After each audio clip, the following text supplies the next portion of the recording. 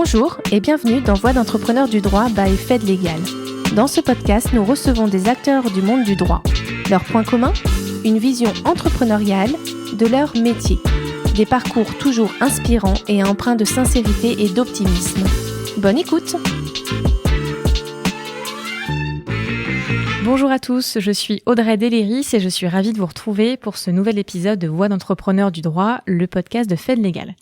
Aujourd'hui, je reçois Christelle Jaladi, la Chief Legal Officer d'Ubisoft. Christelle, tu as étudié le droit de la propriété intellectuelle à McGill, à l'université de Grenoble et ensuite à Stanford. Ton premier poste y était chez Hachette Filipaki sur des sujets donc médias et licensing. Et en 2008, tu rejoins Ubisoft où tu es toujours. Donc d'abord au tout début en tant que Senior Legal Counsel et tu as gravi au fur et à mesure les échelons jusqu'à en devenir la directrice juridique en 2024. Alors bonjour Christelle, comment ça va ? Ouais. Déjà, très bien. Ça va ? Ouais. Est-ce que j'ai oublié quelque chose dans cette Je crois présentation ? pas. C'est un bon résumé. Ok. De toute façon, on va en discuter.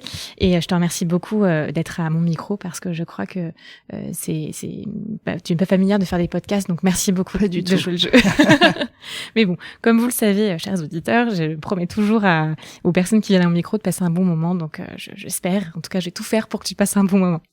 Première question que j'aime bien poser, c'est comment est-ce que tu t'es retrouvée sur les bancs de la fac de droit ? Ça arrivait comment ? J'ai plutôt essayé de pas faire du droit au début, mais vraiment, okay. Parce qu'en fait, mon père est avocat, et donc je m'étais dit surtout ne pas faire comme mes parents, donc ni avocat ni prof. Et puis en fait après mon bac j'ai fait Hippocane, et après Hippocane je me suis dit mais j'ai pas du tout envie de faire encore toutes ces matières spécialités. Et donc je me suis laissée convaincre en me disant ça va m'ouvrir à plein de choses, et puis voilà. On verra bien.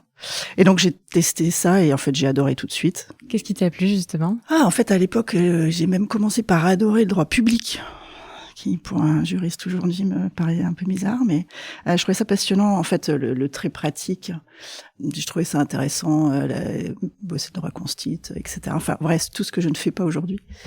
Et après, c'est plutôt à la fac, j'ai toujours voulu partir à l'étranger, donc j'ai parti faire une partie de mes études à l'étranger, donc à McGill, tu le disais tout à l'heure, puis après à Stanford. Et à McGill, j'ai découvert la propriété intellectuelle. Et ça, c'était vraiment, là, je me suis dit, en fait, le droit privé, c'est sympa. Et j'ai tout de suite aimé finalement, la proximité avec l'entreprise, avec le business, avec la création. C'est ça que j'ai trouvé hyper intéressant dans la propriété intellectuelle. Et donc j'ai commencé à McGill là-bas, qui est pas tout à fait notre droit à nous en France, mais c'était déjà très intéressant. Ok, merci beaucoup. En tout cas, tu aurais pu finir prof de droit, du coup. J'aurais pu finir prof de droit. Ça aurait pu être pire. Je suis sûre que c'est passionnant aussi, en fait. Et alors là, je voudrais revenir sur ton expérience chez Hachette. Du coup, t'as géré la partie médias et licences.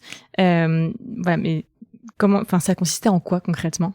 Alors c'est pas Hachette les bouquins, c'est Hachette Filipaki. Okay. C'était la partie presse à l'époque, qui déjà à l'époque est devenue Lagardère Active. Et donc en fait, moi j'étais dans le service qui s'occupait de tout ce qui est finalement dérivé de la presse magazine, Elle, Match, etc. Et en fait, on accompagnait toute l'activité de diversification du groupe. Et à un moment, il y a eu aussi un projet, il y avait une activité film, et il y a eu un projet où en fait on devait un petit peu rationaliser le portefeuille, et on a ensuite géré comme un projet la fermeture, le transfert et ensuite la fermeture de cette activité film. Et j'ai trouvé ça hyper intéressant. Voilà, c'est ça, c'est d'être à côté dans l'entreprise, à côté de la création et d'accompagner le développement. C'était intéressant. D'accord. Ouais. Ça me fait penser à une personne qui nous a été venue parler dans le podcast de Clearance, justement. Je pense que c'est familière de ça, je connaissais pas du tout. Qui travaille justement avec les films, c'est Myriam Rack Alambic, du coup, qui travaille sur ces sujets. C'était passionnant aussi. C'est très intéressant. Ça rejoint beaucoup ce que tu dis.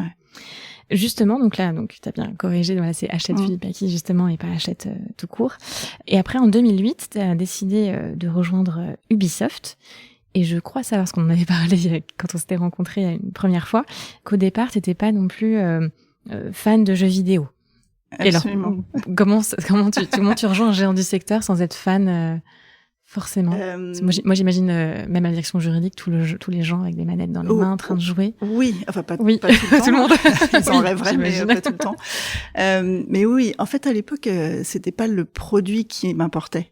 Ce qui importait, c'était une entreprise internationale. Je voulais absolument garder ça travailler sur des sujets qui n'étaient pas uniquement franco-français. Ça, c'était important. Une entreprise innovante. Encore une fois, j'avais envie d'accompagner la création et le développement. Et puis, j'avais envie d'être dans une entreprise proche, enfin, française ou pas, mais j'avais envie d'être proche du centre de décision. Je pense que je suis toujours convaincue aujourd'hui, mais c'était ça qui me tentait. C'est là que la fonction juridique est le plus intéressante, à mon avis, la plus riche. Et donc, voilà. Et donc, je me suis dit, effectivement, après, je me suis dit, mais t'es folle, hein, en fait. T'es complètement folle. Donc, évidemment, je me suis acheté une console à l'époque. C'est vrai? Oui, bien sûr. Oui. Ok. Et depuis, tu joues un peu plus? À peine. À peine. À peine. Mais ça n'empêche pas d'être une très bonne directrice. Ça marche. Disons que j'embauche plein de gens qui jouent. Bon, ça va, alors. On en a discuté avec Philippe Andro, qui est l'ancien directeur juridique de Suez et avant de Thomson Technicolor. Et justement, j'avais posé la question des secteurs, parce qu'entre Suez et Thomson, il y a quand même un grand écart. Ouais. Et pour lui, il faut pas forcément être justement quelqu'un du secteur ou passionné ou connaître que justement quelqu'un qui arrive avec un regard un peu nouveau et il va se former à ces sujets-là sans forcément être passionné. Voilà, il faut s'intéresser parce que derrière, il faut comprendre l'activité, les enjeux de chacun, etc. Mais on n'est pas obligé d'être tombé dedans quand on était petit. J'ai le cas dans un mandat pour l'automobile aussi. On m'avait dit surtout pas de gens trop passionnés. Parce que justement, ça peut altérer un peu le... voilà, et dans la direction, il y a des gens qui adorent la voiture et pas forcément... Mais pas uniquement. Ouais. Donc c'est valable aussi pour Ubisoft. T'es arrivé, vous étiez combien dans la direction juridique? Moins de 10. Ouais, donc petite direction juridique. Ouais. Ok. Et depuis, ça... depuis, on a grandi énormément. On a grandi en même temps que le groupe, en fait. Quand je suis arrivée, je pense que le groupe, c'était à peu près 5000 personnes et on était moins de 10 juristes. Et aujourd'hui, on doit être 17 000. Et effectivement, dans la direction juridique, on est un peu moins de 60. Ouais, donc c'est énorme. Et donc, à l'époque, on faisait, on était plus généraliste, mais on était quand même tous propriété intellectuelle et droit des affaires, finalement. Et on avait tous soit une expérience professionnelle, soit études à l'étranger. Oui, c'était vraiment prérequis, ça, pour le coup. Une priorité, Ok, d'accord. Oui, d'où la volonté d'être dans un groupe international. C'est ce que tu voulais, ouais. Ok. Donc, on va pas refaire toutes les étapes de la direction juridique, mais surtout là pour parler de toi aussi. Comment on évolue justement dans une direction juridique où vous êtes moins de 10 et là, x6? Toi, t'as gravi les échelons, donc j'ai pas mis toute la liste, mais j'ai vu sur LinkedIn, il y avait plusieurs titres pour le coup. Comme tu disais, t'as grandi avec la direction juridique. Comment ça se passe concrètement? En fait, donc la direction juridique a évolué parce que on a grandi, on a aussi fait de plus en plus de choses parce que le groupe faisait de plus en plus d'activités. Le groupe s'est diversifié, on s'est mis à faire des bouquins, des produits dérivés, des vidéos, des séries télé, des films, etc. Donc, on a accompagné cette activité, la blockchain, etc., etc. Donc, on fait de plus en plus de choses. On a grandi en termes de taille d'équipe, donc on a dû manager. Il y a des gens qui ont managé, et moi, c'est un truc qui me passionne encore aujourd'hui, c'est vraiment cette casquette de manager, people manager, c'est-à-dire accompagner les gens. Moi, j'ai eu la chance d'avoir des managers qui m'ont accompagné et je pense que c'est important de transmettre. Enfin, ça m'intéresse beaucoup. Donc voilà, à un moment, on s'est spécialisé. Au sein de la direction, on s'est dit, OK, on peut pas tous continuer à faire de tout. Il faut aussi qu'on accompagne, en plus de précision, plus de technicité, certains sujets. Et donc, on a créé des sous-groupes ou des départements, si tu veux, des expertises privacy, musique, droit de la conso, etc., droit du travail, au fur et à mesure. Et toi, t'étais toujours évidemment avec une partie IP. Oui, il y a toujours de l'IP, bien sûr. Bien sûr. Et c'est Cécile Russell qui t'a recruté à l'époque? Oui, bien sûr. Oui, absolument. Ouais. Qui est donc l'ancienne directrice juridique, qui a évolué dans le groupe. Exact. Voilà. Et t'es quand même restée longtemps. Enfin, ça fait ça. Tu es toujours, du coup. Et je me permets de dire ça parce que moi, ça fait 15 ans, donc ça fait un tout petit peu moins, mais on est quand même pas loin. Et comment on reste aussi longtemps dans une structure? Même si je sais au fond de moi, est-ce que je pense qu'on pense la même chose, mais toi, pourquoi t'es resté aussi longtemps oui, pourquoi et comment ça se passe? Parce que il y a plein de gens qui bougent, surtout un peu cliché de dire ça, mais il y a des gens qui bougent tous les 2-3 ans. Comme j'ai une génération, et c'est vrai, pour le coup, pas forcément, mais pas mal. Et quand c'est assez rare maintenant les gens qui restent aussi dans une structure, donc. Alors c'était pas intentionnel, clairement. Je me souviens la première année, je découvrais tellement de choses que je me disais à chaque découverte, je me disais mais t'inquiète pas, un jour ça fera 1 an que t'es là et tu sauras beaucoup plus de choses et tu seras beaucoup plus confortable. Bon, effectivement, je suis restée plus longtemps. Je sais pas, en fait, J'ai l'impression 1000 vies pro à l'intérieur du BI. C'est pour ça que moi je suis restée. L'ensemble du groupe est comme ça, c'est-à-dire qu'il t'offre toujours plein d'opportunités. Il y a plein de possibles. Et effectivement, Cécile Rousset que tu mentionnais m'a toujours permis ça. Nous a toujours permis, j'ai l'impression. Après, effectivement, il faut saisir les opportunités, etc. Mais moi, je faisais de la propriété intellectuelle, après manager, 1, puis 2, puis 3, et puis plus. Après, on se met sur des contentieux, on se met sur des acquisitions. J'avais jamais fait de M&A avant d'arriver chez Ubi, puis on en a fait plusieurs. Donc, il y a cette volonté de faire grandir. Et puis, je te dis, j'ai vraiment l'impression d'avoir fait plein de jobs. Donc, en fait, même si des fois tu te dis, tiens, pourquoi pas, oui, parce que tu vois bien, comme tu disais tout à l'heure, les gens qui bougent autour. Moi, j'ai bougé en interne, en fait, j'ai l'impression. Et justement, tous ces sujets qui sont venus se rajouter, comment ça s'est fait? Est-ce que c'est toi qui as levé la main en disant, je voudrais travailler sur d'autres sujets? Est-ce que on t'a imposé parce que fallait que quelqu'un le fasse, comme ça arrive parfois, ou on t'a posé la question, Christelle, est-ce que tu es prête à faire autre chose? Les deux. En fait, il y a vraiment des sujets où effectivement, on découvrait tous. Il y a eu, c'était 2016-17, je pense. Il y a eu la grande époque, la grande découverte des patent trolls. Donc ces sociétés qui rachètent des brevets puis qui derrière assignent la terre entière pour les monnayer. Et donc, on n'avait ni les uns ni les autres fait particulièrement de brevets. Et du coup, on a un peu tous, on était plusieurs seniors à l'époque, et on a été plusieurs à se mettre au droit des brevets avec des cabinets US, et on a bossé, on a monté en compétence sur ces sujets-là. On n'est bien sûr pas devenus des experts en droit des brevets, mais suffisamment pour gérer en étant in-house avec les cabinets. Donc, il y a une partie qui s'impose à toi parce que un jour, t'es assigné. Oui, donc faut le gérer. Donc il faut gérer, c'est tout.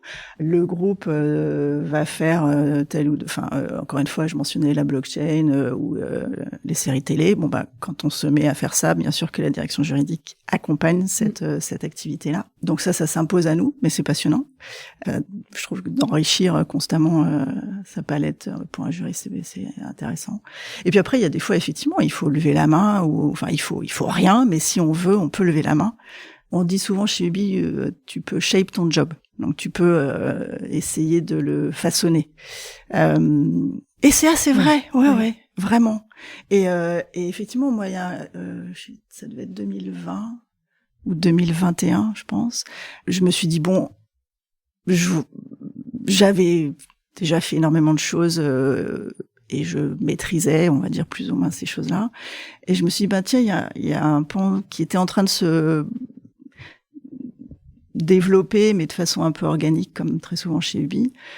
C'était le droit du travail, on va dire international, hors pur droit français.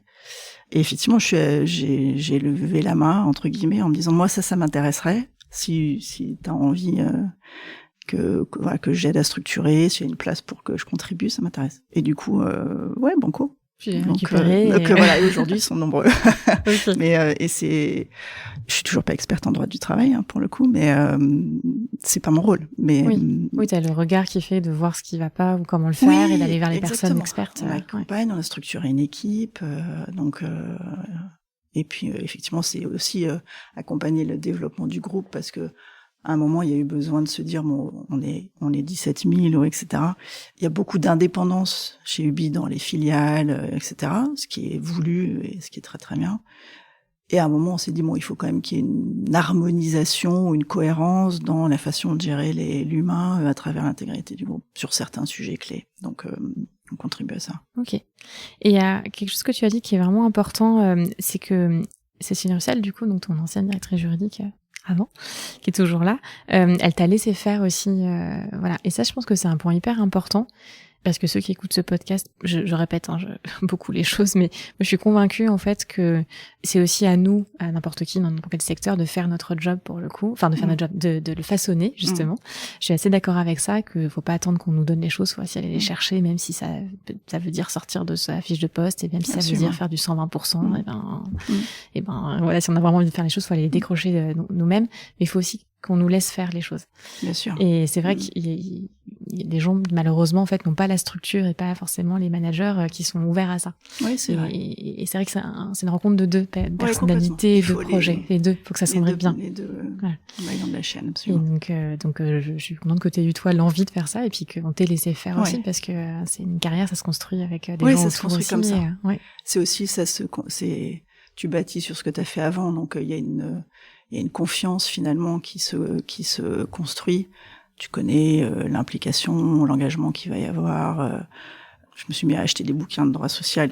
J'ai arrêté parce que mais je veux dire, tu sais comment vont interagir les personnes, et puis après tu n'es pas toute seule non plus. Bien sûr, mais effectivement, si souvent je trouve qu'aujourd'hui on attend que ça vienne à soi.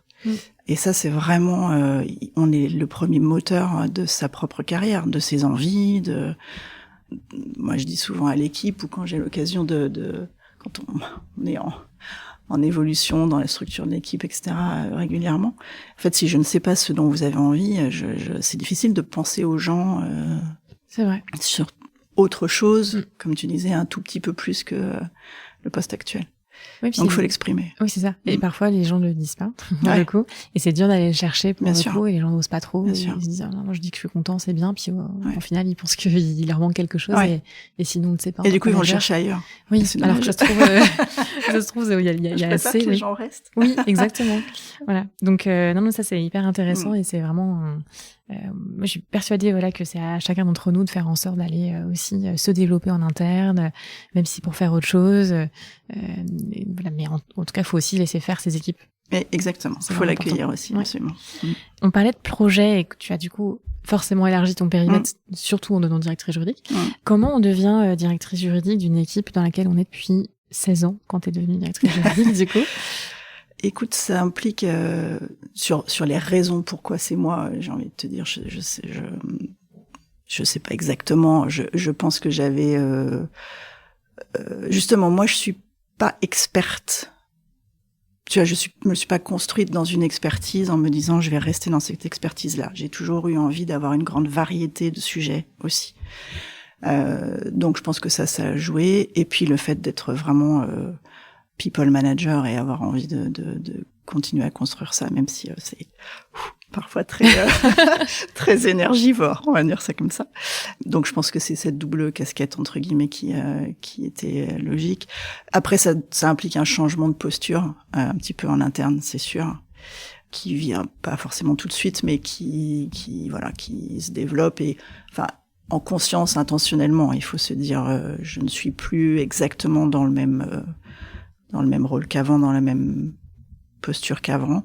Faut l'accepter aussi, parce que forcément le regard des autres change, ou la parole des autres change. Oui. Donc pour moi, il était important de m'entourer de personnes qui continuent à me dire les choses. Ça, c'est clé.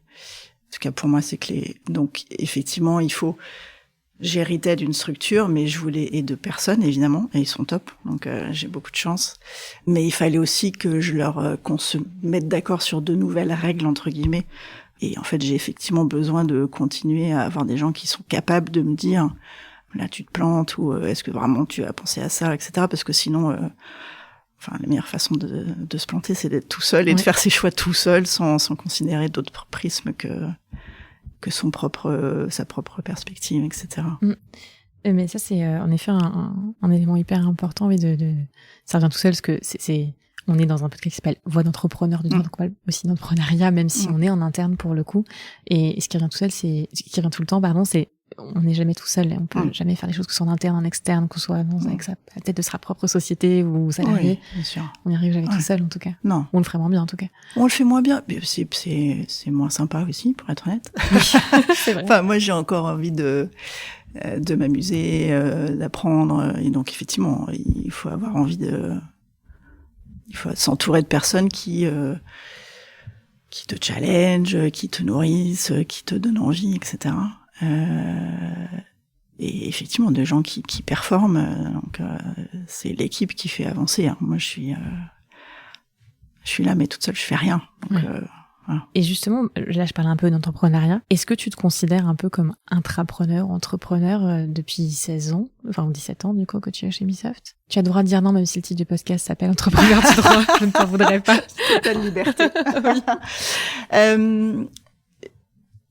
Je sais pas si je me sens entrepreneur. Je me sens parce que en fait j'ai beaucoup de respect pour les gens qui osent se lancer tout seuls, qui construisent quelque chose, qui se trompent plein de fois, qui recommencent.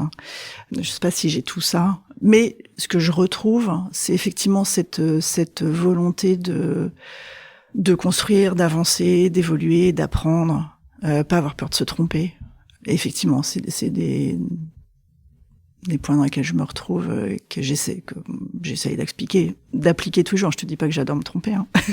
Oui. Mais j'en connais qui rigoleraient en m'entendant, mais voilà, j'adore pas me tromper, mais c'est le jeu en fait, parce que sinon on fait toujours la même chose.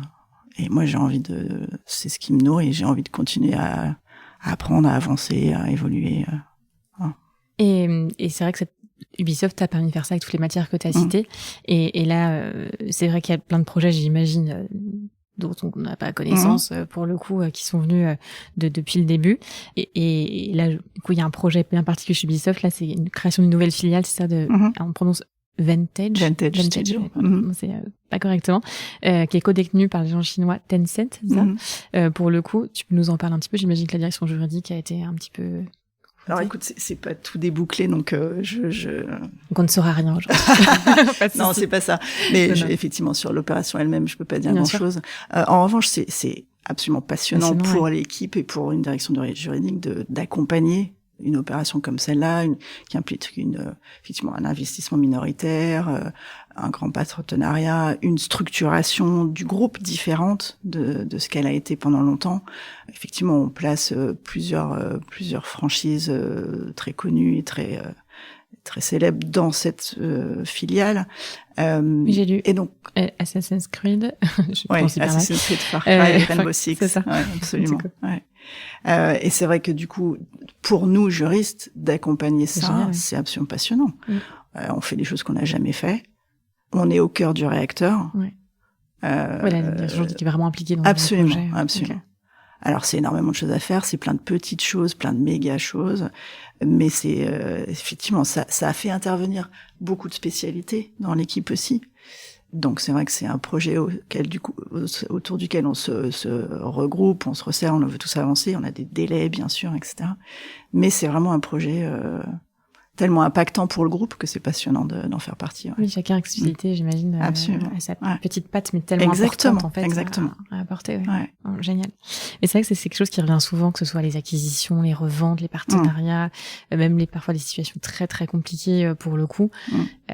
J'ai pas mal de juristes que je vois en entretien, puis parfois me le disent un peu à demi-mot, mais même si c'est extrêmement compliqué au niveau humain, quand il y a des débats par exemple, les juristes en général, ils ont du mal à le dire, mais s'éclatent en fait. La chose. C'est très dur humainement, mais parce que c'est juridiquement hyper intéressant et ça montre encore une fois que le juriste est extrêmement important pour l'entreprise, pour le coup, quand ça va bien, mais aussi quand ça va mal, et quand il y a plein de projets et accompagner. Bien sûr. C'est impactant humainement, donc effectivement, parfois c'est dur en fonction de la nature du projet qu'on doit accompagner, mais effectivement, c'est encore une fois, on ne fait pas 45 fois la même chose, parce qu'effectivement, sinon au bout de 2 ans, on change. Et preuve en est, t'as fait plein de choses différentes. Exactement. Maintenant, je fais juste un petit virage pour le coup pour parler d'IA, parce que maintenant, on ne peut pas passer des chansons par l'IA. On peut pas prendre la parole sans en parler. C'est impossible, du coup. J'ai écouté l'une de tes interviews. Tu veux dire la seule. C'est toi qui l'as dit, du coup. La seule. Il y en a très intéressant, du coup, avec Christophe Rocky et du coup Nicolas Martin d'Hermès. C'est une interview croisée. D'ailleurs, je vous mettrai le lien dans le podcast, que c'était très intéressant d'avoir cette interview croisée.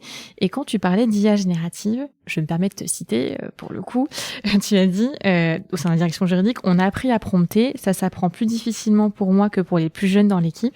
Est-ce que c'est vrai, du coup, que c'est plus malheureusement compliqué? Pour moi, oui, c'est vrai. C'est vrai, je veux pas faire de généralité, mais oui, mais je suis pas un early adopter, c'est pas aisé pour moi. Je dis pas que je suis encore au pigeon voyageur, hein, mais il y a des choses qui s'apprennent plus difficilement. quand on a pris l'habitude, c'est pas tellement une question d'âge, mais c'est quand on a pris l'habitude de faire certaines choses d'une certaine façon. Donc oui, j'ai plein de plus jeunes que moi qui apprennent beaucoup plus vite, sur le prompt lui-même, c'est ça du coup? Oui, sur le prompt et plus facile, qui testent plein d'outils différents, etc., plus naturellement que moi. Et du coup, eux, ils apportent au reste de l'équipe aussi. Ils testent des choses. Ouais, absolument. On a depuis longtemps, et puis là, depuis longtemps, on a une structure innovation au sein de la direction juridique qui justement nous pique pour qu'on avance, pour qu'on évolue, pour qu'on regarde ce qui se fait ailleurs, et c'est clé en fait. Au sein de la direction juridique. Ouais, absolument. Vous aviez gagné, je crois, le trophée, je sais plus, le trophée du droit de l'innovation, c'est ça, quelque chose comme ça, du coup. C'était quelque chose avec les lapins crétins. Ouais, on avait fait des vidéos sur. En fait, on avait avec un chatbot ou il y avait des vidéos lapins crétins pour justement expliquer la privacy. Ouais. Génial. Ouais, c'était très fun. C'était très fun. Du coup, donc, ouais. Okay. Oui, c'est important. En plus sur des sujets comme la privacy, mais c'est important de faire comprendre par des moyens plus fun. Et Ubisoft permet en plus avec les personnages. Ubisoft, c'est un bon candidat pour ça, c'est clair. Génial. Ok. C'est vrai que c'est une question qui revient souvent avec l'IA, forcément, puis j'enfonce vraiment des portes ouvertes en disant ça, mais il y a quand même beaucoup qui disent, en tout cas pas mal des gens, directeurs juridiques que je rencontre, qui disent qu'en effet, les plus jeunes juristes savent prompter ce qui sont très curieux pour le coup, mais ils n'ont pas forcément le recul pour analyser en fait. Ils n'ont pas de recul forcément pour bien poser le bon prompt avec le bon angle et aussi pour bien analyser la réponse, parce qu'il n'y a pas forcément toute l'expérience juridique derrière. Ouais. T'es pas forcément d'accord avec ça? Non, j'ai pas vraiment expérimenté ça. Après, de toute façon, ils font rarement. Je veux dire, s'ils sont vraiment juniors, ils font rarement tout seuls. Donc effectivement, il y a quelqu'un qui est leur manager qui va les aider à réfléchir, faire ensemble. C'est pas spécifiquement lié à l'IA ou autre chose. Mais j'ai pas particulièrement remarqué ça en fait. Ok, intéressant. Ouais. Ok. Merci pour ce point de vue. On va revenir à toi. Est-ce que tu as eu des mentors dans ta carrière? J'ai toujours eu, j'ai beaucoup de chance. Tu citais Cécile Ruisseil tout à l'heure. J'ai beaucoup de chance avec mes managers. Et j'ai Cécile comme manager depuis 17 ans. Et j'ai énormément de chance. Et avant, également chez Hachette, Philippe Aki. En fait, Cécile, elle t'accompagne, elle te fait grandir, elle te laisse, c'est ce que tu disais tout à l'heure. Et en fait, quand tu as envie d'évoluer et de voir si tu es capable d'autre chose, etc., il faut quelqu'un qui accueille ça. Et effectivement, Cécile, elle est capable de faire ça, de donner sa confiance et tout en permettant de grandir, tout en stimulant aussi. Donc ouais, je la rangerais dans cette catégorie de personnes. Je pense qu'elle sera contente si elle écoute ce podcast. Si jamais elle écoute. Voilà. Et alors, si t'étais pas devenue juriste, est-ce que t'avais un rêve d'enfant, un métier de passion? Ah oui, et puis alors, quand ça s'est pas fait, c'était la fin du monde. On peut savoir ce que c'est. Oui, bien sûr. Je voulais faire interprète. Ok. Ouais, je voulais faire interprète. Et donc, à l'époque, je sais plus si ça existe toujours aujourd'hui, mais il y avait une école d'interprétariat à Genève. Visite, du coup? Ah non. À Genève, je sais pas. Genève, ok. Ouais. Je sais pas pourquoi je m'étais mis dans l'idée d'aller là-bas, bref. Et alors, quand j'ai pas été prise direct, c'était la fin du monde. J'avais l'impression que, voilà. Mais c'était ça que je voulais faire. Je voulais faire interprète. Je trouve ça passionnant. D'abord, je trouve que ils ont une capacité à entendre et à parler en même temps et à traduire qui est juste impressionnante. Et je trouvais intéressant. Oui, c'est vraiment pas traductrice, c'est vraiment interprète. Vraiment interprète, live, à l'oral. Ouais. Oui. Ouais, pas à l'écrit. Et alors, je peux me permettre de te demander comment t'as eu cette idée? Parce que c'est quand même ultra précise, du coup. Je me souviens pas. D'accord. C'était très très jeune ou c'était quand même déjà un peu plus grand? Non, j'étais quand même à l'école. Je sais pas. C'est quand même très précis, du coup. Ouais. Et je trouvais ça passionnant de faire que les gens arrivent à se parler. Des gens qui n'ont pas la même langue et qui n'ont pas la même culture, etc., arrivent à se comprendre. Je trouve ça génial. De manière très simultanée, en plus. Ouais, absolument. Ouais, je trouve ça incroyable. Et donc, j'aurais adoré ça. Je pense que j'aurais adoré. Mais bon, c'est très bien. Et des langues déjà... Mais non, je pense que je faisais que des langues pas assez originales. Français, anglais, espagnol, et puis je m'étais mis au chinois, mais ça, c'est pas du tout assez haut niveau pour en faire un job. Voilà. Ok, merci. Heureusement que le droit est passé par là. Est-ce que tu as des inspirations dans la vie que tu voudrais bien nous partager, des choses que tu aimes faire à part lire des livres de droit social Je crois que j'ai dit que je l'avais pas lu en entier. En fait, ce que j'aime par-dessus tout en dehors, c'est voyager. Oui. Ouais. En famille, bien sûr, la plupart du temps ou entre amis, mais voyager. Voyager, découvrir d'autres choses, découvrir la beauté du monde. Parce que la France, c'est super et j'adore Paris, mais il y a quand même pas mal d'autres choses sympas. Oui, c'est vraiment les voyages, c'est ce que je préfère. Et t'as un prochain voyage en tête sur ta to-do Ou le voyage de rêve que t'as pas encore réalisé, que t'aimerais faire? Oh, mais il y en a plein. Le monde est tellement grand. Il y en a plein. J'aimerais aller au Japon, je suis jamais allée au Japon. Il me semble qu'on en avait parlé en plus, je crois. Je suis jamais allée au Japon, ça m'intrigue beaucoup, ce mix civilisation très ancienne et puis truc complètement futuriste. Et je voudrais retourner en Égypte parce que ça date. Alors je suis sûre que les pyramides n'ont pas beaucoup changé, mais j'ai quand même très envie de retourner. Voilà. On te souhaite d'aller et au Japon et de retourner en Égypte. Voilà. Est-ce que tu as un conseil que tu aimerais donner ou que tu aurais aimé qu'on te donne à l'époque quand tu as commencé ta carrière? Une bonne question. En fait, oui. Finalement, c'est ne pas avoir peur de quelque part de je sais pas s'il faut le dire comme ça, mais de déconstruire ce qu'on a appris à la fac. C'est-à-dire qu'il faut absolument apprendre, bien sûr, c'est clé. Et d'ailleurs, on recrute que des gens qui ont un savoir, un parcours, etc. Mais on est tout le temps en train d'apprendre. Et finalement, sur la somme des choses qu'on a apprises à la fac, en pratique, on ne sert pas toujours de tout ou pas beaucoup de tout ou pas beaucoup de grand-chose. Et en fait, il faut être à l'aise avec ça. C'est-à-dire qu'il faut avoir acquis beaucoup de choses, mais surtout une façon de réfléchir, une façon de continuer à apprendre, d'avoir envie, pas de se dire c'est comme ça qu'on fait. Je sais. Non, les gens qui disent moi je sais, on n'apprend plus rien quoi. Donc c'est peut-être ça. Parce que ça génère un inconfort. C'est plus un peu rassurant quand on sait. Donc il faut être à l'aise avec l'inconfort, de se dire mais je ne sais pas tout et je vais probablement changer de façon de faire, en apprendre d'autres. Voilà. Donc être à l'aise avec l'inconfort et oser dire qu'on ne sait pas. Ouais, et puis remettre en cause ce qu'on a appris ou être à l'aise avec ça. Ok. Merci Christelle pour ce partage. Merci Audrey. Est-ce que tu as un dernier mot pour les auditeurs, pour qui tu veux? C'est ouais. Ouais, 2 probablement. Faites du droit. Ça mène à des tonnes de choses absolument passionnantes.